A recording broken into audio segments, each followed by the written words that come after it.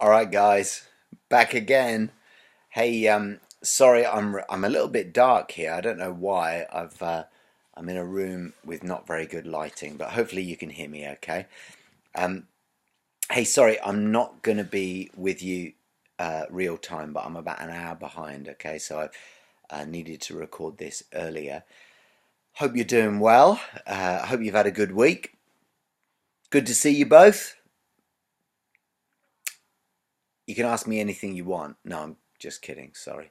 No interaction today. I'm from Nelson tonight. I'm teaching from Nelson, which is great. And back home in my homestead, in our own home here in Nelson, which is just awesome. And this is our final session, so perhaps what I'll do is I'll send through a pop quiz for you. Angela will give you that, just a few questions that you can perhaps answer and then email back to me. That would be great, just so I can grasp whether or not you've really managed to capture my heart on this issue. So what do you think? We've come to the end of eschatology. What did you pick up? What were some of the main key things that we were teaching? Hopefully, what you picked up is more of the broad strokes, not the nitty gritty. But I am going to talk about nitty gritty again tonight. But hopefully, you've picked up big, broad strokes about the return of Jesus, about the birth pangs of the Messiah, about a time of great tribulation coming, leading up to the return of Jesus, and then the resurrection or the gathering, sorry, of the saints to Jesus as he returns to come in behind him, and he establish his reign on the earth from Jerusalem. I would encourage you to really keep eschatology running in your teaching and preaching more than any other time. Talk about eschatology in evangelism. Talk about it as you plead with people to repent and turn to the Lord. Talk about the return of Jesus. Not to scare the death out of people, but talk about it as a glorious return like the New Testament does. It's something we're looking forward to. We're going to see Jesus. And if you're right with Jesus, you're going to want to see Jesus. But remember that he's coming in flaming fire to punish those who disobey God. Oh, I didn't even delete out my yawn, sorry. Okay, so I want you to flip to slide 231. All right, I'll just give you a minute to capture that.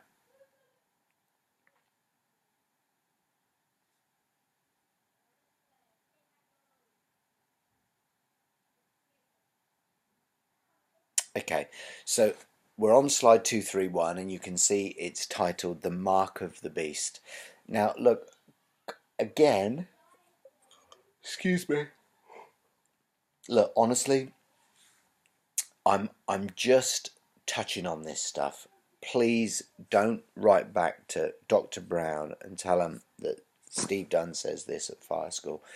This is my opinion, this is interpretation, but I think it's probably not got as much weight as last week, but it's got some interesting stimulating thinking. Just I want you to think it through.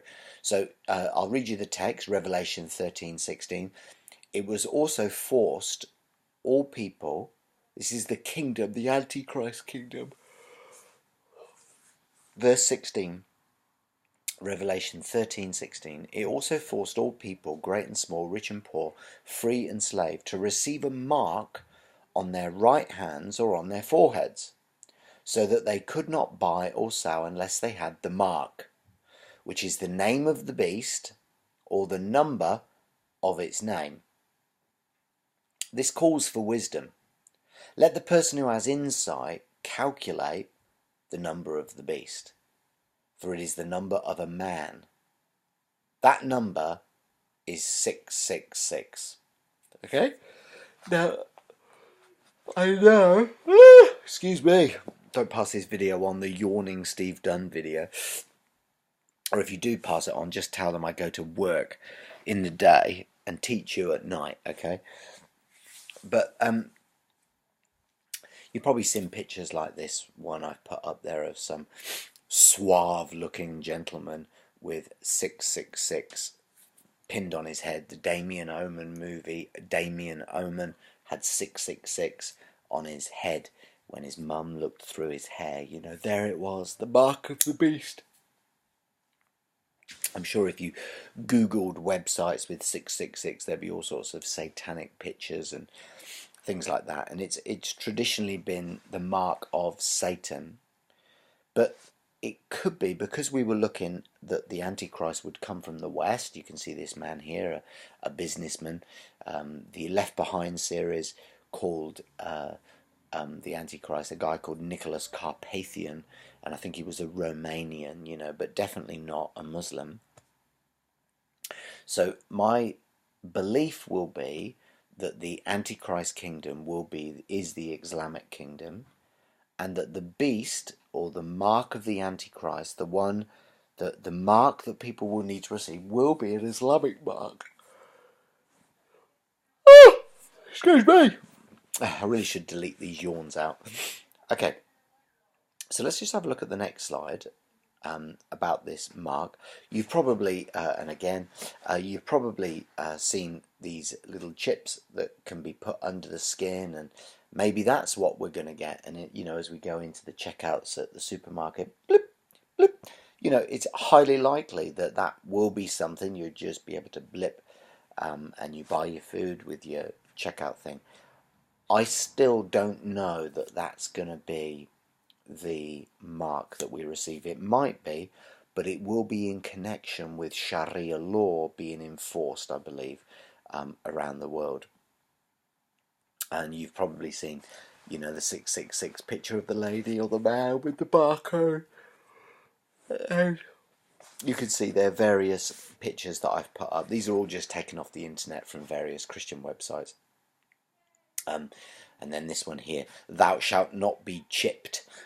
So, you know, be warned, you know, they're chipping dogs at the veterinary surgery, so don't get the chip. It is a device of man, created by man, to save those who are lost, so they may be found, the mark of the beast. The evil one will require this chip to be implanted under the skin of the right hand or on the forehead. I'm not sure that that's how it's going to work. I just want to give you some other thoughts. Here's a connection that the mark could be the mark of the Shahada written on the Islamic forehead of, these are pictures here of martyrs. And the next black and white slide, notice the Islamic, I think it's the Shahada, or it's the Bismillah, the introductory prayers. But there's definitely an Islamic wording that gets placed on the forehead of many of the shaheeds, the martyrs who are going to go and die for the cause of Allah. Notice the Bismillah has the crossed swords. If you click again, and notice those crossed swords, they're not part of the Arabic, so take those away. But then you've got what's actually written there in Arabic. And just notice, someone's put this together, the 666 in Greek, or 661, depending on what manuscript you're reading, because there are differences in the book of Revelation on the Greek text. But notice what John supposedly wrote, or he might have even seen it in a vision. So he might have seen the Greek words 666 in a vision, if that was how Jesus was, the Spirit of God was communicating to him to write the book of Revelation. Can you see some similarities there? So the first one is what's written on the foreheads of Muslims, the shaheeds, as they commit martyrdom, suicide. And then the second one is the 666 in Greek. You've got to say there's some similarities there, at least say there's some similarities there. So I just think that's really interesting. That really caught my attention. Do I put much weight in it? Not really. Does it change my eschatological view? Not really. The Antichrist kingdom is definitely going to come out of that Babylonian Empire area.